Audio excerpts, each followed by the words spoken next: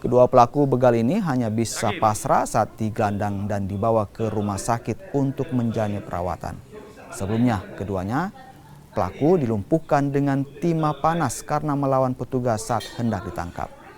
Pelaku yang juga residivis ini diketahui kerap menodongkan senjata tajam pada korbannya saat beraksi.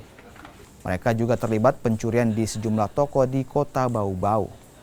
Selain para pelaku, polisi juga mengamankan barang bukti berupa 2 buah senjata tajam jenis badi dan linggis. Keduanya kini ditahan di ruang tahanan Mapolsek Wolio dan diancam hukuman maksimal 12 tahun penjara.